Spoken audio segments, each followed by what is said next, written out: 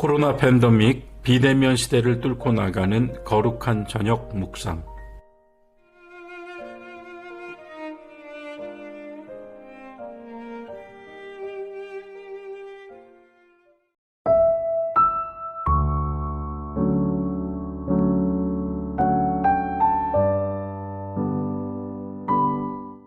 교우 여러분 안녕하십니까?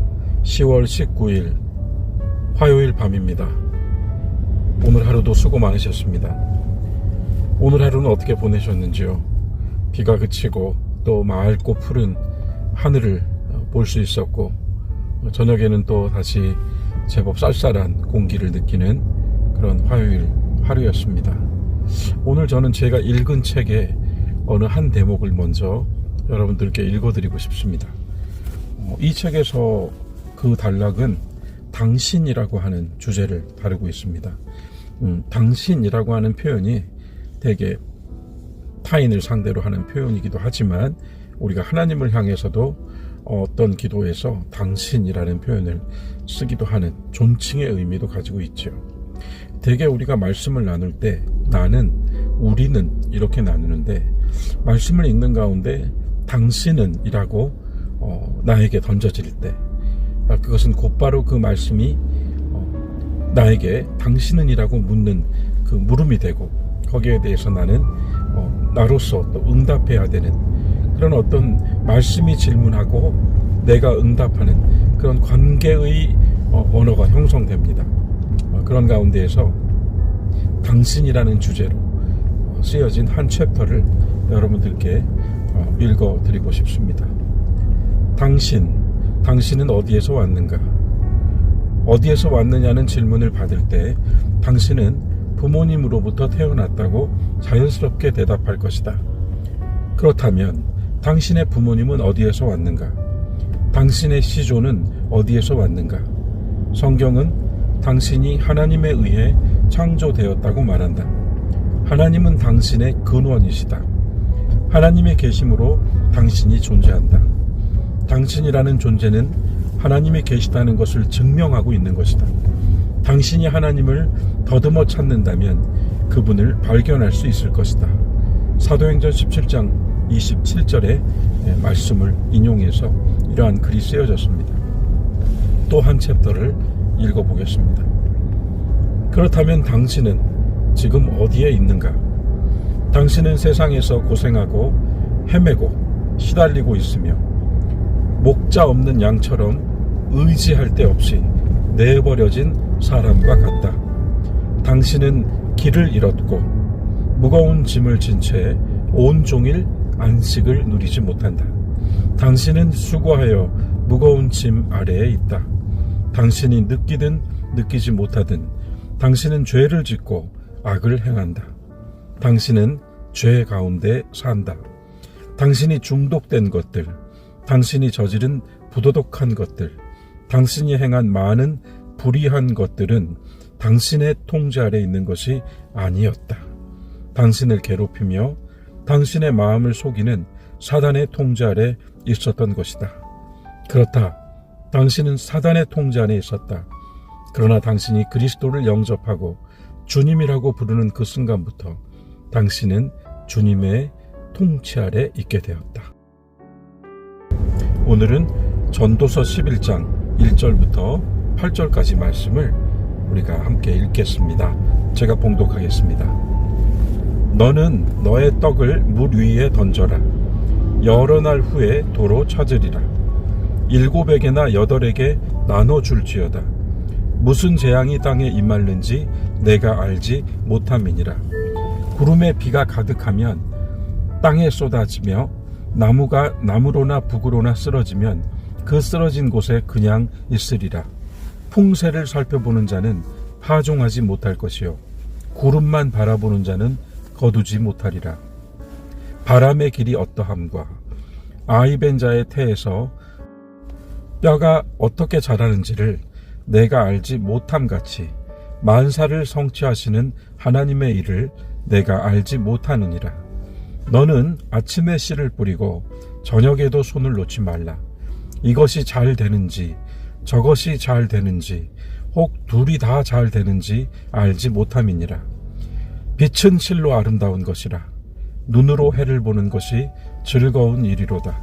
사람이 여러 해를 살면 항상 즐거워할지로다. 그러나 캄캄한 날들이 많으리니 그날들을 생각할지로다. 다가올 일은 다 헛되도다. 아멘. 오늘 말씀에서는 매우 인상적인 구절로 시작을 합니다.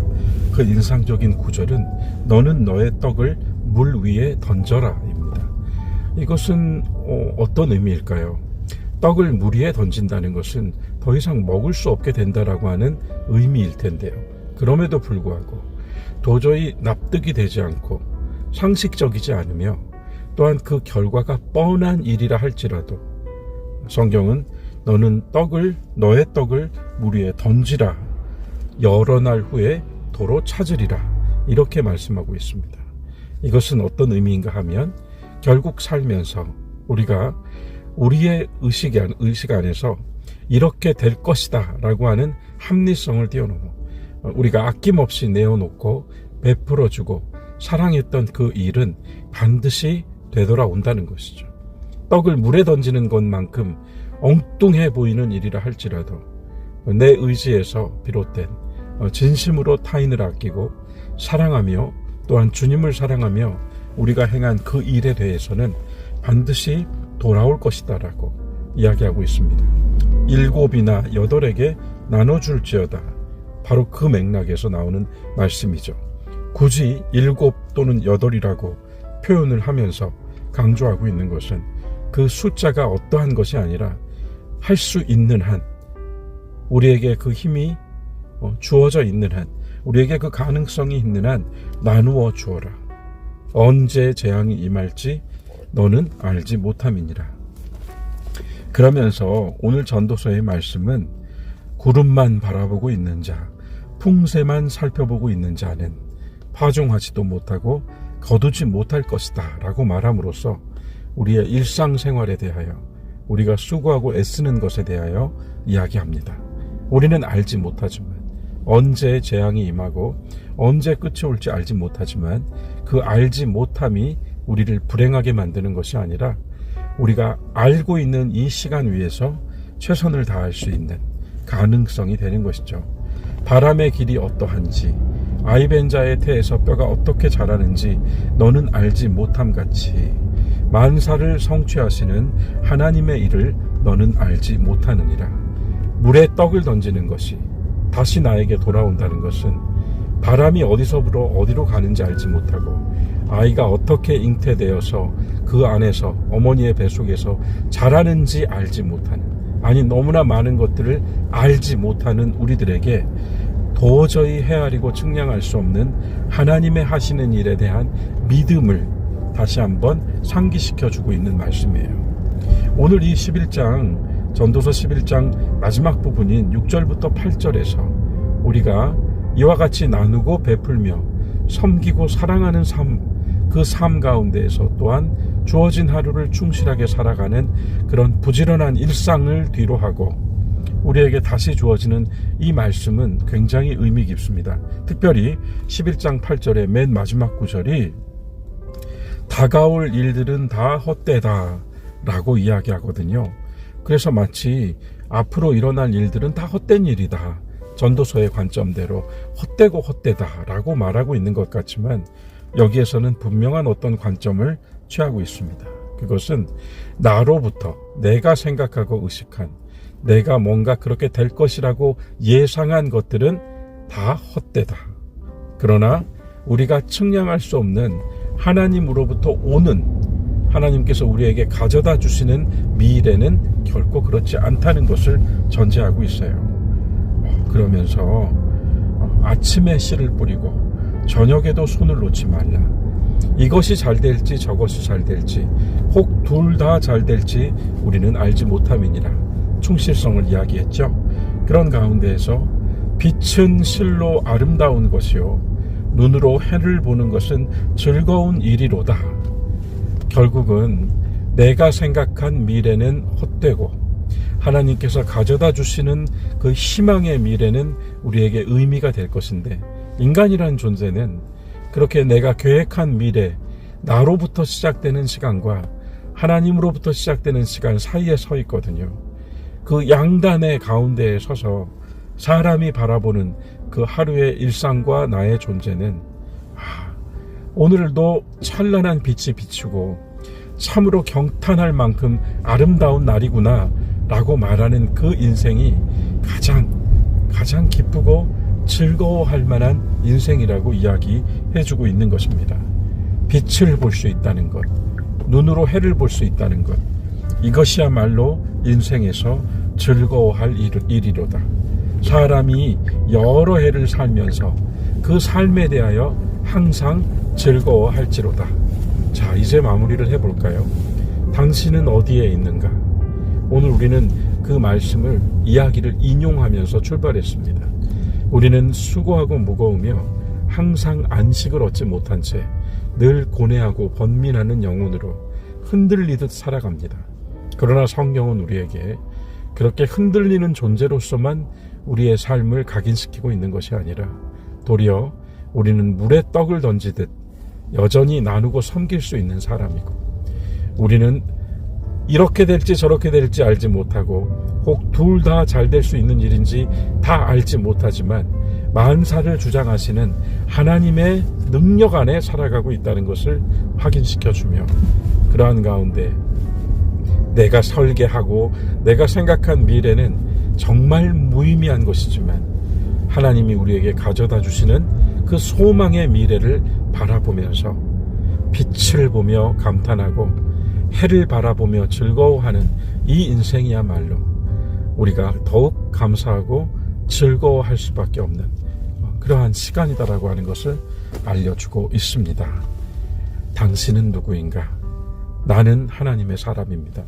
나는 오늘도 살아있으며 나의 삶 가운데 주님 주신 은혜로 즐거움을 누리고 있습니다. 나는 오늘 아침에도 밝은 빛을 보았고 이 저녁에도 고요한 침묵을 경험합니다. 남명옥 권사님의 장례를 마치고 다시 돌아오는 길에서 파란 하늘과 정말 찬란한 햇빛을 보았습니다. 그리고 맑은 가을바람도 쐬었습니다. 어제 우리가 함께 빈소에서 이야기 나누며 오늘 비가 내릴 것인데 날씨가 추울 것인데 유족들이 그렇게 걱정하셨지만 하나님은 날씨를 개이게 해주시고 오늘 노종의 천국으로 가시는 길을 아름답게 인도해 주셨습니다. 유족들 또한 감사하는 마음으로 모든 장례의 의식을 마칠 수 있었습니다. 사랑하는 교회 여러분, 이 밤의 고요함 속에서 기도하고 내일 아침 밝은 빛 가운데에서 새로 시작할 수 있는 살아있는 우리를 다시 한번 인식하면서 하나님께 감사하고 하루하루 그 삶 속에서 즐거움을 얻어나가는, 나누고 섬기며 즐겁고 사랑하여 즐겁고 파종하고 거두어서 즐거운, 그리고 그 일상 속에서 부지런히 살아가는 성실한 삶 가운데에서 기쁨을 찾아나가는 여러분과 제가 되면 좋겠습니다. 오늘 하루 이 저녁 귀한 기도의 시간을 통하여 아름답게 마무리하시고 주 안에서 평안하십시오.